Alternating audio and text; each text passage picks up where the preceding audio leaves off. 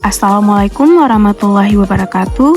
Perkenalkan, saya Misni, peserta Laksar CPNS tahun 2023, Angkatan 3, Kelompok 4, Instansi Pemerintahan Kabupaten Pidijaya.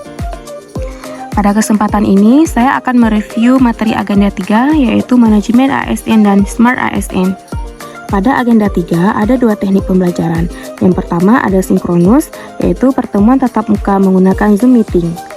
Dan yang kedua ada asinkronus, yaitu akses materi agenda 3 dan pengerjaan penugasan secara offline sesuai jangka waktu yang telah ditentukan.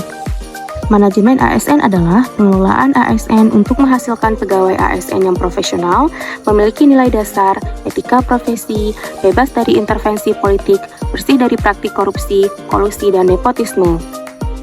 Pegawai ASN terdiri dari pegawai negeri sipil atau PNS dan pegawai pemerintah dengan perjanjian kerja atau PPPK. Fungsi dan tugas ASN adalah yang pertama sebagai pelaksana kebijakan publik, yang kedua sebagai pelayan publik, dan yang ketiga sebagai perekat pemersatu bangsa. Selanjutnya ada hak PNS dan P3K. Hak PNS yang pertama ada gaji, tunjangan, dan fasilitas. Yang kedua ada cuti, yang ketiga ada jaminan pensiun dan jaminan hari tua. Keempat ada perlindungan, dan kelima pengembangan kompetensi.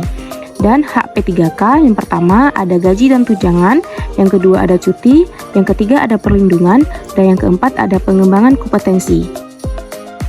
Kewajiban ASN yang pertama, setia dan taat pada Pancasila, Undang-Undang Dasar 1945, NKRI, dan pemerintah yang sah.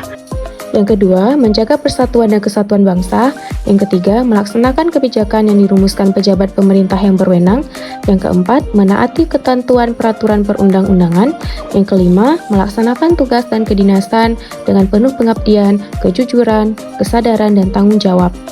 Yang keenam, menunjukkan integritas dan keteladanan dalam sikap perilaku ucapan dan tindakan kepada setiap orang, baik di dalam maupun di luar kedinasan.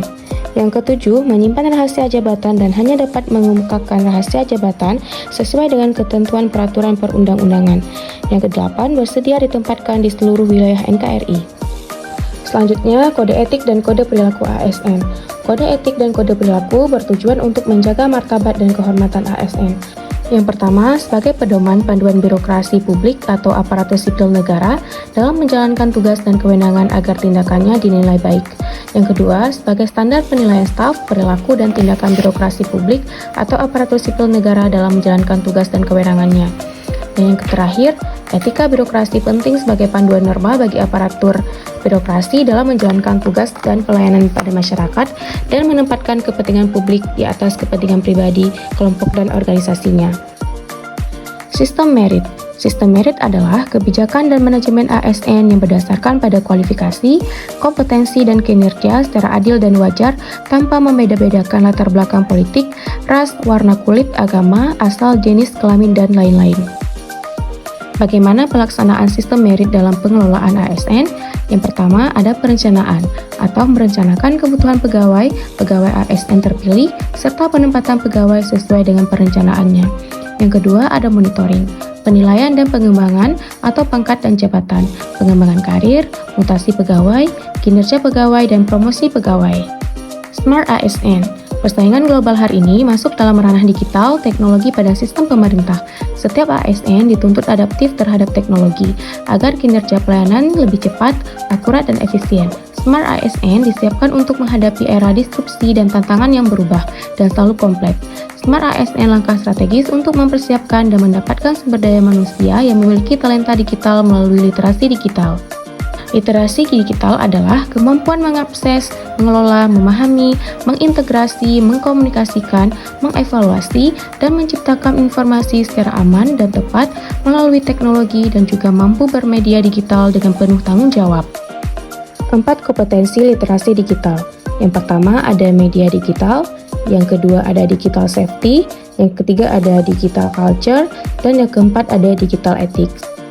Kompetensi literasi digital berdasarkan arahan Presiden pada poin pembangunan sumber daya manusia dan persiapan kebutuhan sumber daya manusia talenta digital, literasi digital berfungsi untuk meningkatkan kemampuan kognitif sumber daya manusia di Indonesia agar keterampilannya tidak terbatas mengoperasikan gawai. Dan yang terakhir ada hak dan kewajiban dalam dunia digital. Yang pertama, hak akses dan tidak diskriminatif.